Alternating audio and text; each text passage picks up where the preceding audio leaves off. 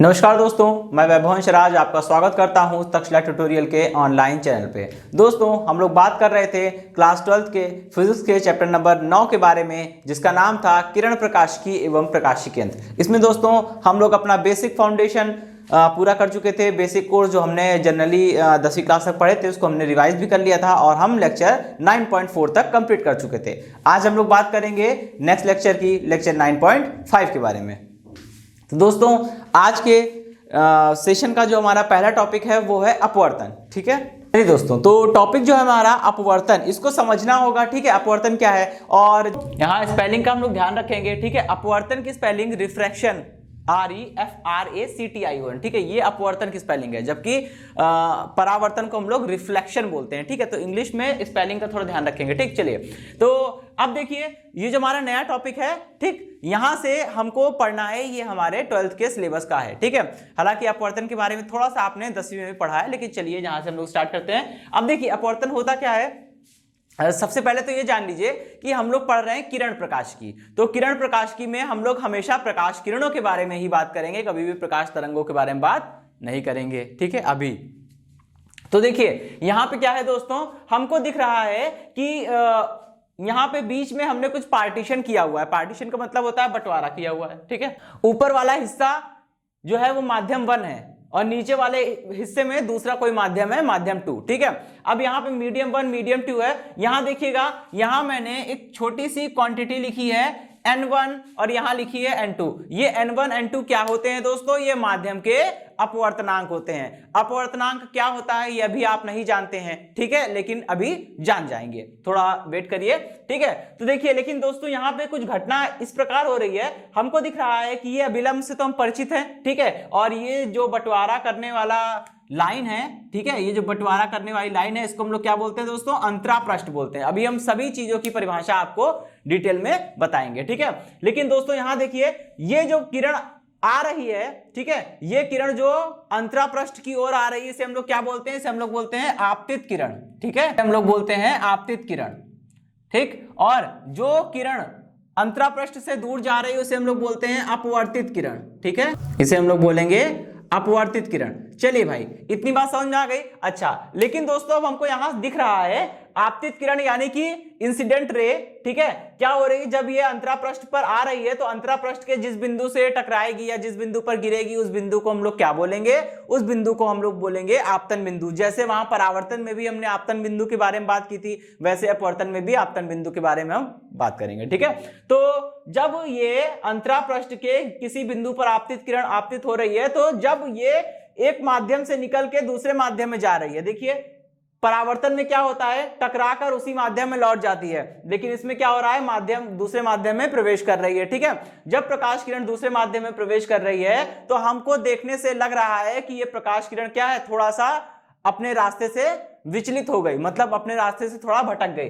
कायदे से हमने तो पढ़ा है कि प्रकाश किरणें निर्वात या वायु में हमेशा एक सीधी रेखा के अनुदिश गति करती हैं। इसी सरल रेखा को हम लोग क्या बोलते हैं? प्रकाश किरण बोल रहे थे।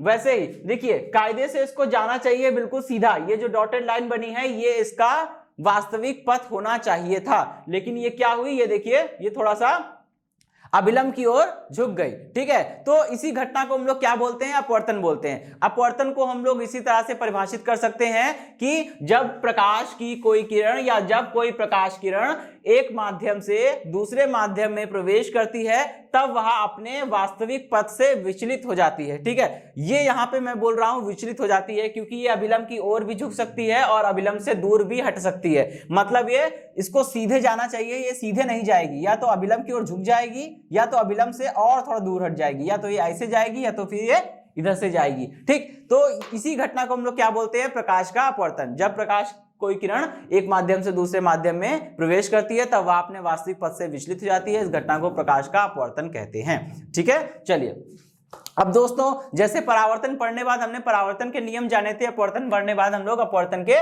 कुछ नियम जानेंगे। ठीक है दोस्तों, लॉज ऑफ रिफ्रैक्शन देखिए, अपवर्तन के नियम। ठीक है, इसमें दोस्तों 2 नियम है हमारे पास। अपवर्तन के हमारे पास 2 नियम होते हैं। पहला नियम क्या है? पहला नियम तो है कि आपतित किरण अपवर्तित किरण और अंतरापृष्ठ पर अभिलंब, ये तीनों क्या होते हैं, एक ही तल में होते हैं। ये पहला नियम तो बिल्कुल वैसा ही है जैसे परावर्तन का पहला नियम था, ठीक है। लेकिन दोस्तों यहां जो दूसरा नियम है वो बहुत काम का है, ठीक है। और वहां भी दूसरा नियम जो था वो ये था कि आपतन कोण और परावर्तन कोण बराबर होते हैं, ठीक है, वो भी इंपॉर्टेंट था वैसे ही। लेकिन यहां दूसरा जो नियम है उस दूसरे नियम को हम लोग एक अलग नाम से जानते हैं, स्नेल के नियम से, ठीक है।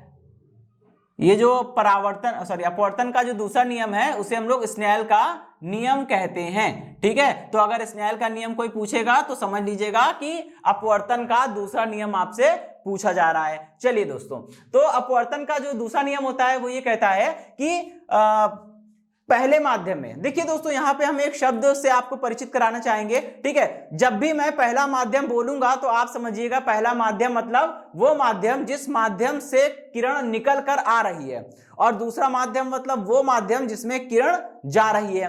तो आपको दिख रहा है प्रकाश किरण पहले माध्यम से निकलकर दूसरे माध्यम में जा रही है, ठीक है, इसीलिए मैंने इसको पहला माध्यम बोला है, इसको दूसरा माध्यम बोला है। अगर ये कॉन्सेप्ट आपको क्लियर नहीं हुआ तो फिर आप हमेशा फॉर्मूला लगाने में गड़बड़ करेंगे। बस इतना जान लीजिए, प्रकाश किरण अपवर्तन हो रहा है तो प्रकाश किरण एक माध्यम से निकल के दूसरे माध्यम में जा रही होगी। जिस माध्यम से निकल रही है वो उसे हम लोग बोलेंगे पहला माध्यम, और जिस माध्यम में जा रही है उसे हम लोग बोलेंगे दूसरा माध्यम। ये कॉन्सेप्ट हमेशा के लिए रखिए, ठीक है। और पहले माध्यम का अपवर्तनांक हमेशा n1 मान लेंगे, दूसरे माध्यम का अपवर्तनांक हमेशा n2 मान लेंगे। चलिए दोस्तों, तो स्नेल ने कहा कि प्रथम माध्यम में, पहले माध्यम में आपतन कोण का साइन, आपतन कोण की ज्या, तथा दूसरे माध्यम में अपवर्तन कोण r की ज्या का जो अनुपात होता है वो क्या होता है, वो हमेशा एक नियत होता है, जिसे हम लोग दूसरे माध्यम का पहले माध्यम के सापेक्ष अपवर्तनांक कहते हैं, ठीक है। चलिए दोस्तों, ये जो स्नेल का नियम है वो ये कहता है कि अपवर्तन के लिए, किसी प्रकाश किरण के अपवर्तन के लिए प्रथम माध्यम में आपतन कोण I की ज्या यानी साइन I, तथा दूसरे माध्यम में अपवर्तन कोण R की ज्या यानी कि साइन R का अनुपात जो होता है वो सदैव एक नियत होता है, तथा वह दूसरे माध्यम का पहले माध्यम के सापेक्ष अपवर्तनांक के बराबर होता है। दोस्तों यहाँ पे जो मैंने लिखा हुआ है, ठीक है, n2 अपॉन में n1, इसको हम लोग लिख सकते हैं 1n2, या फिर इसे एनसीईआरटी n21 भी लिखती है, ठीक है। तो एनसीईआरटी के ये सारे नोटेशन जान लीजिए, ठीक। n2 अपॉन n1 जो अपॉन में लिखा होता है दोस्तों उसके सापेक्ष होता है, और जो ऊपर लिखा होता है वो उस माध्यम का अपवर्तनांक होता है। जैसे यहां लिखा है n2 अपॉन n1, इसका मतलब n2 ऊपर लिखा है तो n2 यानी दूसरे माध्यम का अपवर्तनांक बता रहे हैं, अपॉन में n1 लिखा है मतलब पहले माध्यम के अपवर्तनांक के सापेक्ष, ठीक है। तो n2 अपॉन n1 का मतलब हुआ दूसरे माध्यम का पहले माध्यम के सापेक्ष अपवर्तनांक, और n2 अपॉन n1 को इस तरह से भी लिख सकते हैं 1n2 या n21, दोनों ही नोटेशन सही है। ये वाला नोटेशन एनसीईआरटी लिखता है, बाकी ये वाला नोटेशन भी हर जगह चलता है, ठीक है दोस्तों। तो इस चीज का ध्यान रखेंगे हम लोग विशेष, ठीक। चलिए, तो ये तो हुआ अपवर्तन की बात, ठीक। अब हम लोग आगे बढ़ते हैं और अपवर्तन से जुड़ी कुछ छोटी छोटी परिभाषाओं पर गौर करेंगे। देखिए, अपवर्तन संबंधी कुछ परिभाषाएं, तो अपवर्तन संबंधी कुछ परिभाषाओं में हम लोग बात करेंगे, ठीक है। और हम लोग यहाँ पे देखिए दोस्तों ऐसे बहुत सारे टर्म हैं जिसकी परिभाषा हमने नहीं दिया, मतलब जिसके बारे में भी हमने कोई मतलब कि डेफिनेशन नहीं दी है, बस उसको अभी ऐसे बोला था। जैसे अंतरापृष्ठ क्या होता है ये अभी हमको पढ़ना है। आपतन बिंदु तो हम लोग जानते हैं, आपतित किरण अपवर्तित किरण बिल्कुल वैसी ही हो जाएगी जैसे हमने परावर्तन के लिए बताया था आपको, ठीक है। अभिलंब भी हम लोग जानते ही हैं, ठीक। लेकिन बहुत सारी चीजें जैसे अपवर्तनांक क्या होता है, ठीक है, ये सारी चीजें हम लोग इसमें पढ़ेंगे। तो चलिए दोस्तों, हमारा जो पहला टॉपिक है, पहला पॉइंट है वो है अंतरापृष्ठ, ठीक है। चलिए, अंतरापृष्ठ को दोस्तों हम लोग अपवर्तक तल भी बोलते हैं। जैसे वहां पे क्या था, वहां पे परावर्तक तल था। परावर्तक तल वो तल होता है जिस पर प्रकाश किरण पड़ने के बाद टकराकर लौट रही है, मतलब जिस तल पर परावर्तन हो रहा है वो परावर्तक तल। इसी प्रकार जिस तल पर अपवर्तन हो रहा है वो अपवर्तक तल, ठीक है। और इसी को हम लोग क्या बोलते हैं, अंतरापृष्ठ बोलते हैं, यानी इंटरफेस बोलते हैं, ठीक है। चलिए, अब हम लोग क्या करेंगे, इसको समझने का प्रयास करेंगे। दोस्तों, अंतरापृष्ठ क्या कर रहा है, दो माध्यमों को पृथक कर रहा है, ठीक है। तो बस यही इसकी डेफिनेशन बन जाएगी। हम बोलेंगे दो भिन्न भिन्न माध्यमों को पृथक करने वाले पृष्ठ को या पृथक करने वाले तल को अंतरापृष्ठ कहते हैं, ठीक है। दो भिन्न भिन्न माध्यमों को पृथक करने वाले पृष्ठ को या तल को अंतरा पृष्ठ कहते हैं। ठीक है, चलिए अब हम लोग दोस्तों सेकंड डेफिनेशन पढ़ेंगे, अपवर्तनांक। दोस्तों ये सेकंड वाली डेफिनेशन काफी इंपॉर्टेंट है। ठीक है, तो अपवर्तनांक को इंग्लिश में रिफ्रैक्टिव इंडेक्स बोलते हैं, रिफ्रैक्टिव इंडेक्स बोलते हैं हम लोग। ठीक है, इस चीज का ध्यान रखेंगे, रिफ्रैक्टिव इंडेक्स। और देखिए दोस्तों, अपवर्तनांक की अगर हम बात करें, ठीक है, अपवर्तनांक की अगर हम बात करें तो अपवर्तनांक दोस्तों किसी भी माध्यम का एक गुण होता है। ठीक है, हर एक माध्यम का कुछ ना कुछ अपवर्तनांक जरूर होता है, और अपवर्तनांक हर एक माध्यम का एक विशिष्ट गुण होता है। ठीक, जो ये बताता है कि उस माध्यम में प्रकाश किरण जो है वो किस वेग से चलेगी। ठीक है, किसी भी माध्यम का अपवर्तनांक ही वो गुण होता है जो ये निर्धारित करता है, जो ये तय करता है कि उस माध्यम में प्रकाश किरण कितना तेज चलेगी या कितनी धीमे चलेगी। और साथ ही साथ यही वो कारण है, यही वो गुण है माध्यम का जो ये बताता है जब प्रकाश किरण एक माध्यम से निकल के दूसरे माध्यम में जाएगी तो उसके वेग में क्या परिवर्तन आएगा, बाकी सारी चीजें। ठीक है, या फिर वो अगर अपने मार्ग से विचलित होगी तो कितने कोण से विचलित होगी, ये सारी चीजें हम लोग इसमें पढ़ सकते हैं। ठीक है दोस्तों, चलिए तो सबसे पहले इसको समझते हैं। यहां पे बोल रहे हैं अपवर्तनांक में, देखिए अपवर्तनांक जो है वो किसी भी माध्यम का, ठीक है, किसी भी माध्यम का वह गुण होता है, या फिर अपवर्तनांक एक ऐसी भौतिक राशि होती है जो प्रकाश किरण के एक माध्यम से निकलकर दूसरे माध्यम में जाने पर प्रकाश के वेग में होने वाले परिवर्तन को प्रदर्शित करती है। ठीक है दोस्तों, हम लोग अपवर्तनांक को किससे लिखते हैं, एन से लिखते हैं। ठीक है, एन से लिखते हैं हम लोग अपवर्तनांक को, ये तो हम सभी लोग जानते हैं, है ना। यहां देखिए हमने n1 n2 करके लिखा हुआ है, ये n क्या है, अपवर्तनांक है। अच्छा, अब हम बात करें अगर अपवर्तनांक की, तो दोस्तों अपवर्तनांक मेनली दो टाइप के होते हैं। ठीक है, एक होता है निरपेक्ष अपवर्तनांक, ठीक है, और एक होता है सापेक्षिक या आपेक्षिक अपवर्तनांक। तो ये क्या होते हैं, इनका क्या फायदा है, ये सारी चीजें हम लोग समझेंगे। चलिए दोस्तों, तो अपवर्तनांक हमने कहा दो प्रकार के हैं। ठीक है, या फिर हम लोग दो प्रकार से अपवर्तनांक को पढ़ सकते हैं, समझ सकते हैं। देखिए दोस्तों, उसमें पहला जो होता है वो होता है निरपेक्ष अपवर्तनांक। निरपेक्ष अपवर्तनांक का क्या मतलब होता है, निरपेक्ष अपवर्तनांक किसी भी माध्यम का अपवर्तनांक जब आप वायु के सापेक्ष या निर्वात के सापेक्ष मापेंगे तो हम लोग कहेंगे कि ये निरपेक्ष अपवर्तनांक है। ठीक है, क्योंकि देखिए दोस्तों, अगर हम मेजरमेंट की बात करते हैं, ठीक है, हम लोग 11वीं क्लास में पढ़ चुके हैं, अगर हम लोग मेजरमेंट की बात करते हैं तो मेजरमेंट में हमेशा एक रेफरेंस पॉइंट होना बहुत जरूरी है। ठीक है, जैसे अगर हम लोग किसी भी चीज की लंबाई नापते हैं तो हमेशा स्केल के 0 से या इंची टेप के 0 से शुरुआत करते हैं, अदरवाइज हमको जो वैल्यू मिलेगी उसमें से वो वाली वैल्यू, जितनी वैल्यू हमने छोड़ दी है वो माइनस करनी पड़ेगी, उसमें कुछ कैलकुलेशन और फर्दर हमें करनी पड़ेगी। ठीक है, तो यहाँ पे मेरे कहने का पर्पस है कि हर चीज को मेजर करने का एक रेफरेंस पॉइंट होता है। ठीक है, अगर हम अपनी या फिर अपने व्हीकल की वेलोसिटी को मेजर करते हैं तो वो भी हम अर्थ वेलोसिटी यानी कि 0 के रिस्पेक्ट में करते हैं। ठीक, चलिए तो यहां पे क्या है, निरपेक्ष अपवर्तनांक, अगर किसी भी माध्यम का अपवर्तनांक वायु या निर्वात के सापेक्ष मापा जाएगा तो उसे बोलेंगे निरपेक्ष अपवर्तनांक, यानी कि एब्सोल्यूट रिफ्रैक्टिव इंडेक्स। ठीक है, चलिए तो जैसे अब अच्छा, वायु या निर्वात को हम लोग क्यों वायु या निर्वात के सापेक्ष अगर किसी माध्यम के अपवर्तनांक को मापते हैं तो वो निरपेक्ष अपवर्तनांक यानी कि एब्सोल्यूट रिफ्रैक्टिव इंडेक्स कैसे कहलाता है दोस्तों, कहते हैं कि अगर जैसे मान लीजिए कि क्लास में ढेर सारे बच्चे हैं, ठीक है, अगर कोई बच्चा, ठीक है, मान लीजिए सेकंड आने वाला बच्चा, कोई बच्चा फर्स्ट आया, कोई बच्चा सेकंड आया, ठीक है, तो और कोई थर्ड, ऐसे करके कई बच्चे, सबकी कुछ ना कुछ रैंक होगी। अगर मान लीजिए सेकंड आने वाला बच्चा अपने आप को कंपेयर करे फर्स्ट आने वाले स्टूडेंट से, तो वो क्या पाएगा कि मेरे नंबर कम है। ठीक है, लेकिन अगर वही स्टूडेंट, सेकंड आने वाला वही स्टूडेंट थर्ड, फोर्थ या फिफ्थ या बाकी बच्चों से कंपेयर करेगा तो वो पाएगा मेरे नंबर इन सबसे ज्यादा है। इसका मतलब देखिए, अलग अलग केस में अलग अलग नजरिया बन गया। ठीक है, यहां वही चीज है, यहां हमको वही चीज समझनी है कि अगर आप, जैसे आप क्लास के स्टूडेंट है, आप अगर अपना कंपैरिजन करते हैं क्लास के टॉपर से, तब तो अच्छी बात है। ठीक है, क्योंकि क्लास का टॉपर जो होगा वो बिल्कुल आइडियल स्टूडेंट होगा। ठीक है, तब तो अच्छा है, तो उसे हम लोग बोलेंगे निरपेक्ष अपवर्तनांक। लेकिन अगर आप अपना कंपैरिजन टॉपर के अलावा किसी से भी कर रहे हैं तो आपका जो कंपैरिजन होगा वो स्टैंडर्ड नहीं रह जाएगा। मतलब आप अगर अपने से इंफीरियर, अपने से खराब बच्चे से कंपेयर करेंगे तो आप उसको खुद से अच्छा पाएंगे। ठीक है, आप अपने आप को अच्छा पाएंगे उसकी तुलना में। लेकिन अगर किसी अपने से भी अच्छे किसी स्टूडेंट से तुलना करेंगे तो आपको लगेगा मैं खराब हूं, ठीक है, वही सारी चीजें होती हैं। तो यहाँ पे वायु या निर्वात के सापेक्ष हम लोग इसलिए मापते हैं क्योंकि वायु या निर्वात का अपवर्तनांक जो होता है वो 1 होता है, ठीक है, वायु या निर्वात का अपवर्तनांक जो होता है वो 1 होता है, इसलिए हमेशा वायु या निर्वात के सापेक्ष ही हम लोग क्या करेंगे, अपवर्तनांक को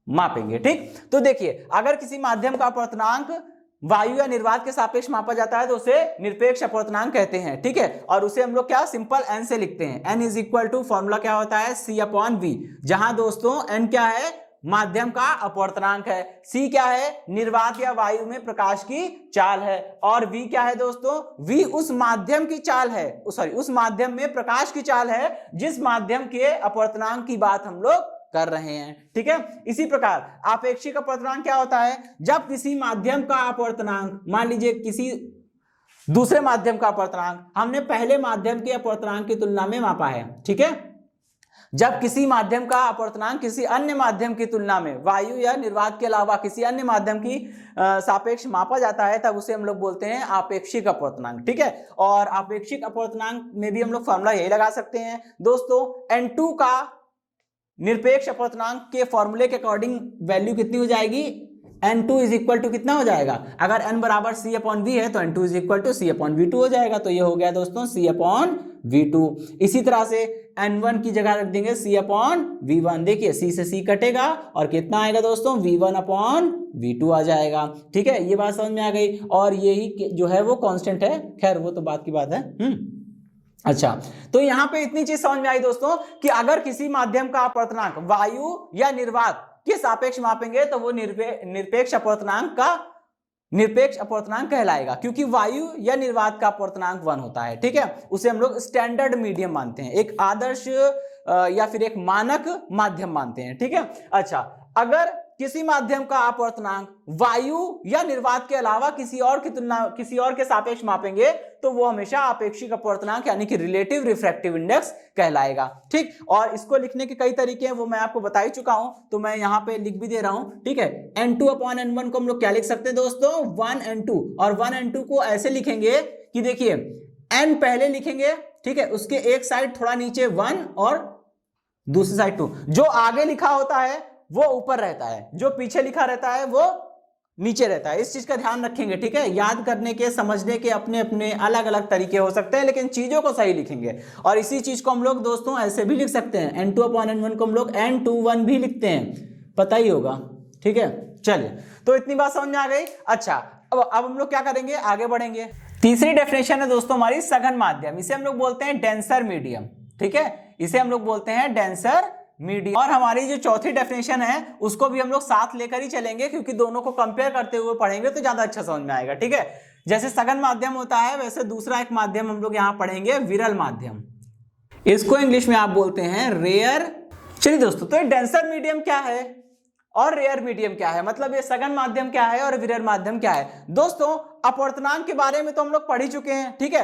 अब मैं आपको कुछ माध्यमों के निरपेक्ष अपवर्तनांक के मान बता रहा हूं, आप उसे याद कर लीजिएगा, ठीक है। जैसे ठीक है, यहां पे हमने माध्यम और उनके सामने उनके कुछ अपवर्तनांक लिखेंगे, पहले उसको आप याद कर लीजिएगा, केवल 4 ही माध्यम है, ठीक है। उनको याद करने के बाद हम आपको ये दोनों डेफिनेशन भी एक्सप्लेन कर देंगे, और जिन 4 माध्यमों का अपवर्तनांक मैं आपको याद करने के लिए बोल रहा हूं वो आपके आगे काम भी आएंगे, ठीक है।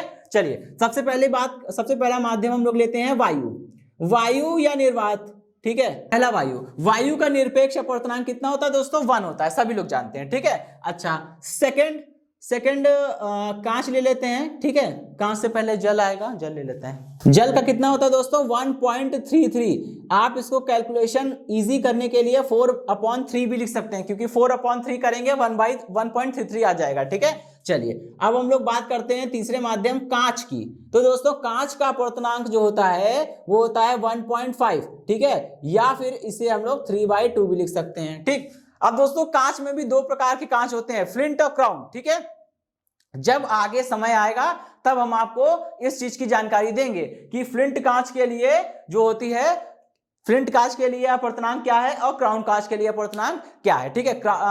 क्राउन कांच का जो अपवर्तनांक होता है वो थोड़ा सा ज्यादा होता है और फ्लिंट कांच का जो अपवर्तनांक होता है वो थोड़ा सा कम होता है। ठीक, लेकिन आप इसकी टेंशन मत लें, ठीक है। जब फ्लिंट कांच और क्राउन कांच की बात होगी तो मैं आपको उसका अपवर्तनांक भी बताऊंगा, और साथ ही साथ अगर क्वेश्चन में केवल कांच लिखा है, कोई बता नहीं रहा है कि फ्लिंट कांच है कि क्राउन कांच है, तो आप 3/2 को लेकर सॉल्व करेंगे, 3/2 को लेकर न्यूमेरिकल हल करेंगे। लेकिन अगर वो फ्लिंट कांच या क्राउन कांच बोल रहा है तो आप उसका अपवर्तनांक लीजिएगा, या फिर वो खुद ही दे देगा कि फ्लिंट कांच का अपवर्तनांक इतना है और आगे लेके न्यूमेरिकल दिया होगा, उसको आपको सॉल्व करना होगा। ठीक है, अगर वैल्यू दी है तो ठीक है, नहीं तो हम लोग कांच के लिए 3/2 ही लेंगे। ठीक है, अच्छा अभी हम लोग चौथा माध्यम लिखते हैं, वो है हीरा।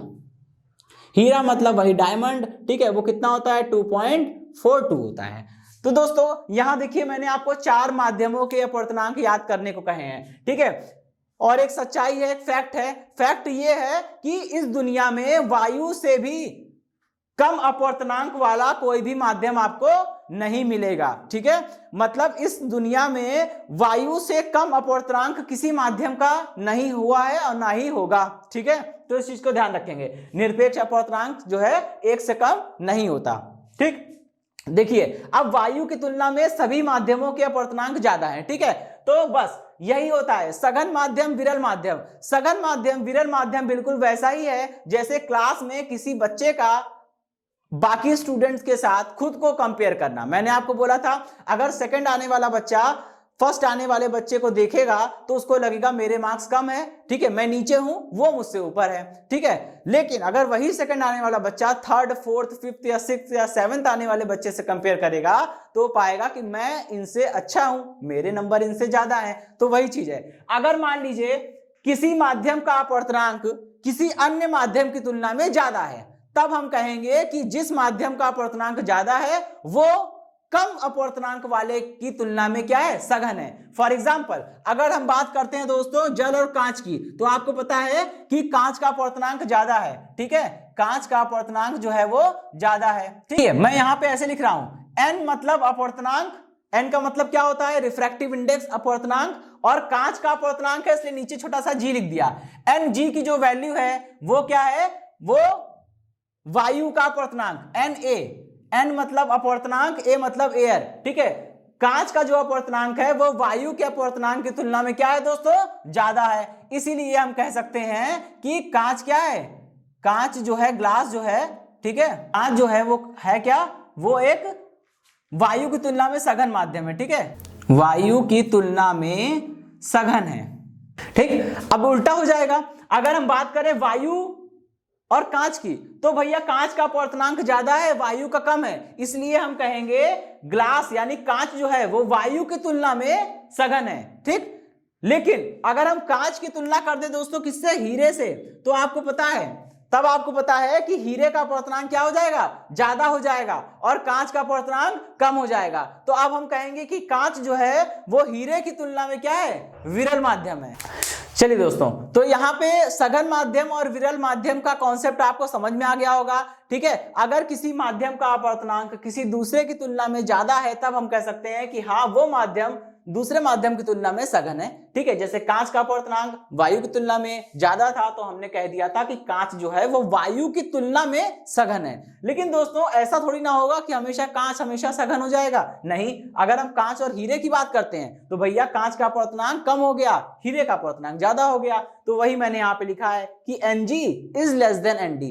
N का मतलब अपवर्तनांक, जी मतलब ग्लास की बात हो रही है, कांच की बात हो रही है, कांच का अपवर्तनांक है। इसी तरह से Nd का मतलब हुआ हीरे का अपवर्तनांक, D फॉर डायमंड। ठीक है, तो दोस्तों कांच हीरे की तुलना में विरल माध्यम है, क्यों, क्योंकि कांच का अपवर्तनांक हीरे की तुलना में कम है। तो दोस्तों सघन और विरल का केवल इतना मतलब होता है कि सघन माध्यम का अपवर्तनांक ज्यादा है किसी दूसरे की तुलना में, और विरल माध्यम की अगर हम बात कर रहे हैं, कोई हम कह रहे हैं कोई माध्यम विरल है तो मतलब कि उस माध्यम का अपवर्तनांक किसी दूसरे की तुलना में जिसके रिस्पेक्ट में हमने नापा है उसके रिस्पेक्ट में कम है। ठीक है, चलिए तो अब यहाँ पे ये बात हो गई, इतना तो समझ में आ गया कि सघन और विरल ये केवल तुलना पर निर्भर करता है दोस्तों। ठीक है, तुलना पर निर्भर करता है, कोई भी माध्यम हमेशा सघन नहीं हो सकता। ठीक है, क्योंकि यहां देखिए अगर हमने तुलना करी वायु और कांच की तो कांच जो है सघन हो गया, वायु और कांच में कांच सघन हो गया, लेकिन कांच और हीरे में कांच विरल हो गया। तो ये चीज समझने वाली है। इसी तरह कहते हैं इस दुनिया में भी कोई भी हमेशा अच्छा या कोई भी हमेशा खराब नहीं होता, वो डिपेंड करता है केवल उसके तुलना करने के नजरिए पर और उसके खुद के पॉइंट ऑफ व्यू पे। ठीक है, आप जिसको अपने आप को जिससे कंपेयर करेंगे ये भी तो देखिए कि आप किससे कंपेयर कर रहे हैं। ठीक है, और वैसे भी किसी का कोई कंपैरिजन नहीं होता, सब लोग अपने आप में यूनिक होते हैं। ठीक, चलिए तो यहाँ पे बिल्कुल कंपैरिजन वाली बात है। सघन और विरल आपको अच्छी तरह से समझ में आ गया होगा। ठीक है, लेकिन दोस्तों मैं एक बात जरूर बोलूंगा, ठीक है, वो ये है कि अगर हम गौर करें वायु पर, ठीक है, अगर हम गौर करें दोस्तों वायु पर, तो वायु के बारे में क्या ख्याल है? वायु का अपवर्तनांक तो 1 है और 1 रहेगा। ठीक है, और आप ये भी जानते हैं कि अभी मैंने बोला कि वायु से कम अपवर्तनांक वाला कोई माध्यम नहीं मिलेगा। इसका मतलब आपको कोई ऐसा माध्यम नहीं मिलेगा जिसका अपवर्तनांक 1 से कम हो। बात समझ में आ गई? इसका एक और अर्थ हम लोग निकाल सकते हैं, जब वायु से कम अपवर्तनांक वाला कोई भी माध्यम नहीं है, इसका मतलब वायु से ज्यादा विरल, विरल का मतलब होता है पतला। ठीक है, पतला मतलब कि कम अपवर्तनांक, तो वायु से कम अपवर्तनांक किसी माध्यम का नहीं है, तो हम ये कह सकते हैं कि दुनिया में सारे माध्यम जो हैं वो उनका अपवर्तनांक जो है वो वायु से ज्यादा ही होगा, डेफिनेटली। ठीक है, इसका एक अर्थ और निकल सकता है कि दुनिया में जितने भी माध्यम है वो सारे माध्यम वायु की तुलना में सघन है, क्योंकि उन सभी का अपवर्तनांक वायु की तुलना में ज्यादा है। लेकिन इसका उल्टा भी हम लोग बोल सकते हैं कि दुनिया में जितने भी माध्यम हैं उन सभी का अपवर्तनांक जो है वो वायु से ज्यादा है, इसका मतलब वायु का अपवर्तनांक सभी से कम हो गया। तो इसलिए हम लोग ये भी बोल सकते हैं कि वायु सभी माध्यमों की तुलना में क्या है? विरल है। ठीक है, वायु सभी माध्यमों की तुलना में विरल है। इसलिए वायु, अगर कहीं भी वायु का कंपैरिजन किसी भी माध्यम से करेंगे तो समझ लीजिएगा वायु विरल माध्यम हो जाएगी। ठीक है, और दूसरा वाला माध्यम सघन हो जाएगा। इसमें कांच जो है वो सघन माध्यम है, वायु विरल माध्यम है, और कांच और हीरे में हीरा सघन माध्यम है और कांच जो है वो विरल माध्यम है। ठीक है दोस्तों, तो सघन और विरल आपको बेहतर अच्छी तरह से समझ में आ गया होगा। अब हम लोग बढ़ेंगे आगे। चलिए दोस्तों, अब हम लोग यहाँ बात करते हैं। ठीक है, हमने यहाँ पे नोट लिखा हुआ है साइड पे। ठीक है, अब हम लोग कुछ 2 छोटे छोटे पॉइंट्स जानेंगे, लेकिन वो पॉइंट छोटे जरूर हैं, लेकिन आगे आपको कहीं भी एक बेसिक अंडरस्टैंडिंग, ठीक है, ऑप्टिक्स के बारे में एक बेसिक अंडरस्टैंडिंग डेवलप करने के लिए बहुत काम आएंगे। और दोस्तों यहाँ पे हम ना केवल स्टेटमेंट को बोलेंगे बल्कि आपको प्रूफ करके भी दिखाएंगे। ठीक है, देखिए दोस्तों, पहला पॉइंट है वो ये कहता है कि अगर हम बात करते हैं कि प्रकाश किरण किसी सघन माध्यम से निकल के विरल माध्यम में आए, इसका मतलब क्या हुआ? इसका मतलब यह हुआ कि प्रकाश किरण किसी ऐसे जिस माध्यम से निकल रही है, ठीक है, उस माध्यम का अपवर्तनांक जिस माध्यम में जा रही है उसकी तुलना में ज्यादा है। फॉर एग्जाम्पल यहां देखिए, पहला माध्यम मैंने कांच लिया है, दूसरा माध्यम मैंने जल लिया है। कांच का अपवर्तनांक मतलब ये पहला माध्यम है, कांच का अपवर्तनांक N1 इज इक्वल टू कितना हो जाएगा दोस्तों? कांच का अपवर्तनांक हो गया 1.5। ठीक है, अच्छा भाई समझ में आ गया? ओके, और देखिए ये हुआ कांच का है तो इसके अपवर्तनांक को हम लोग Ng भी लिख सकते हैं, Ng मतलब कि कांच का अपवर्तनांक है। ठीक है, इसी तरह से जल की अगर हम बात करें तो N2 बराबर NW मतलब वाटर। ठीक है, कितना है? 1.33 होता है। ठीक है, चलिए भाई, तो आप देख रहे हैं दोस्तों, यहाँ पहला माध्यम वो माध्यम है जिससे प्रकाश किरण निकल रही है, तो पहले माध्यम से निकल रही है तो पहला माध्यम जो है वो कांच है, इसको हमने, इसके अपवर्तनांक को हमने N1 बोल दिया। दूसरा माध्यम वो माध्यम होता है जिसमें प्रकाश किरण जा रही है, दूसरे माध्यम जिसमें प्रकाश किरण जा रही है वो है जल। ठीक है, तो कांच से निकल के जल में जा रही है तो जल का अपवर्तनांक कितना है? 1.33। बात समझ में आ गई? ओके, अब आइए हम लोग आगे बढ़ते हैं। ठीक है, तो जब प्रकाश किरण कांच से निकल के जल में जा रही है तो हमको यहाँ पे देखना है कि कांच तो है भाई सघन माध्यम, अपवर्तनांक ज्यादा है, और जल जो है उसका अपवर्तनांक कम है, वो विरल माध्यम है। तो जब सघन से निकल के विरल में जाएगी तो क्या होता है? वो अभिलंब से दूर हटती है। जब प्रकाश किरण सघन से निकलकर, ठीक है, सघन माध्यम से निकलकर विरल माध्यम में जाती है, ठीक है, तो अभिलंब से दूर हटती है। ठीक है, अभिलंब से दूर हटेगी।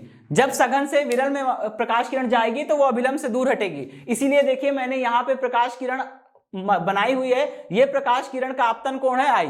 ठीक है, अगर इसको अगर ये प्रकाश किरण, इसको कायदे से बिल्कुल सीधे जाना चाहिए, बिल्कुल एकदम रेखीय पथ पे गति करना चाहिए, ठीक है। और हमने इसके वास्तविक पथ को यहाँ पे डॉटेड लाइन से बनाया हुआ है। लेकिन दोस्तों मैंने कहा कि अगर सघन से विरल में जा रही है प्रकाश किरण, जैसा कि यहाँ पे हो रहा है, सघन से विरल में जा रही है, तो वो अभिलंब से दूर हटेगी। दोस्तों अभिलंब है इधर, अभिलंब ये बना हुआ है, ठीक है, ये हमारा अभिलंब है, ठीक है, ये अभिलंब है, अभिलंब से दूर हटना है दोस्तों। अगर ये प्रकाश किरण और इधर आ जाएगी तो अभिलंब के पास आ गई। अभिलंब से दूर हटना मतलब और दूर जाना होगा, क्योंकि अभिलंब इधर है, इससे दूर हटना है, ठीक है। तो मैंने ये प्रकाश किरण को बना दिया, ये हो गई हमारी अपवर्तित प्रकाश किरण। और आप दोस्तों देख रहे हैं कि अगर हम बात करें ये कोण आई है तो ये वाला कोण आई हो जाएगा, लेकिन अपवर्तित कोण जो है R, वो R होगा ये पूरा कोण। और आपको दिख रहा है कि R का मान I से ज्यादा है। ये बात हमें प्रूफ करनी है। अब हम यहाँ पे प्रूफ करके दिखाएंगे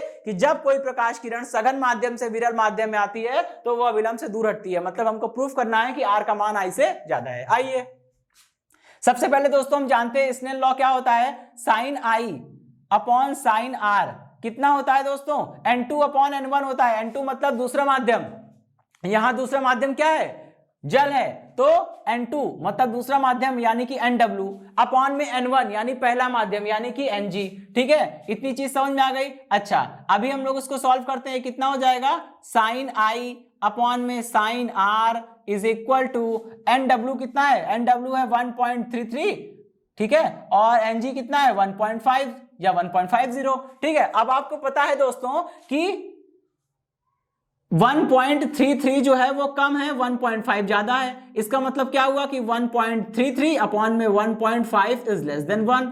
इतनी बात समझ में आ गई। अच्छा अगर ये लेस देन 1 है तो 1.33 अपॉन, चलिए इसको इक्वेशन नंबर 1 मान लीजिए। ठीक है, अब क्या करेंगे, समीकरण 1 से देखिए इसको, समीकरण 1 से दोस्तों समीकरण 1 कह रही है कि 1.33 1.33 बटे 1.5 किसके बराबर है, sine I upon sine R के। और जब ये वैल्यू 1 से छोटी है तो sine I upon sine R जो है वो भी तो 1 से छोटा हो जाएगा। इसका मतलब क्या हो गया दोस्तों, sine I is less than sine R।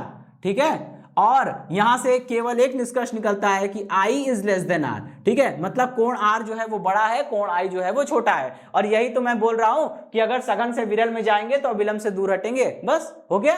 ठीक है, अब इसी प्रकार उल्टा होता है। ठीक, हम लोग सेकंड वाला पॉइंट देखेंगे। चलिए दोस्तों अब हम लोग क्या करेंगे, बात करेंगे अपने सेकंड टॉपिक के बारे में। सेकंड टॉपिक में या सेकंड पॉइंट में हम लोग ये बोलते हैं कि अगर प्रकाश किरण विरल माध्यम से निकलकर किसी सघन माध्यम में प्रवेश करती है तब वो अपने रेखीय पथ पर ना चलकर अभिलंब की ओर थोड़ा सा झुक जाती है। देखिए ये प्रकाश किरण जो है वो किसी माध्यम 1 में प्रवेश कर, माध्यम 1 से निकल रही है। जब वो माध्यम 1 से निकल रही है और माध्यम 2 में जा रही है तो देखिए अगर उसका पथ, हम लोग जानते हैं कि वैसे तो प्रकाश किरण का पथ एकदम रेखीय होता है, तो कायदे से इसका वास्तविक पथ क्या होना चाहिए, ये होना चाहिए। लेकिन दोस्तों ये एक माध्यम से दूसरे माध्यम में प्रवेश करते वक्त अपने मार्ग से विचलित हो जाएगी। अब या तो ये अभिलंब से दूर हटेगी या ये अभिलंब के पास आएगी। अभिलंब के पास आएगी या अभिलंब से दूर हटेगी ये इस बात पर निर्भर करता है कि वो सघन से विरल जा रही है या विरल से सघन। अगर प्रकाश किरण विरल माध्यम से निकलकर सघन माध्यम में जाती है, जैसा कि यहां पे हो रहा है,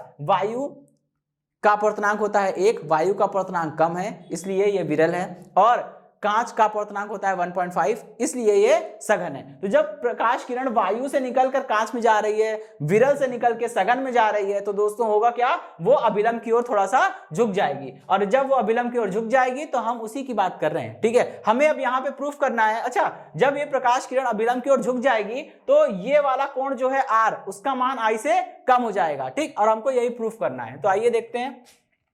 सबसे पहले दोस्तों स्नेल्स लॉ लगाइए। स्नेल लॉ कहता है sine I upon sine R जो होता है वो कितना हो जाएगा दोस्तों, N2 अपॉन N1। N2 मतलब दूसरा माध्यम का अपवर्तनांक जो कि कितना है 1.5 है। ठीक है, पहले मैं लिख देता हूं बाद में वैल्यू रखूंगा, अपॉन N1 यानी कि वायु का अपवर्तनांक। चलिए अभी यहाँ क्या करेंगे, ये हो गया दोस्तों साइन I अपॉन में साइन R।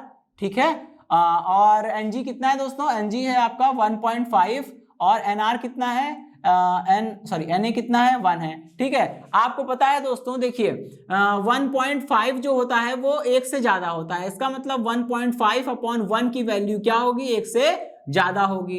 इतनी बात समझ में आ गई ना। चलिए अब हम क्या करते हैं, इसको हम इक्वेशन नंबर 1 बोल देते हैं। समीकरण 1 की हेल्प लीजिए, ठीक है। समीकरण 1 से क्या करेंगे, जब 1/1.5 इंटू 1.5/1 की value sin i upon sin r के बराबर है और 1.5/1 1 से ज्यादा है, इसका मतलब क्या हुआ कि sin i upon sin r का मान भी क्या होगा दोस्तों, इस केस में ज्यादा हो जाएगा। ऑब्वियस सी बात है, ठीक है। और यहां पे देखिए क्या हो जाएगा, हम लिख सकते हैं कि sin i is less then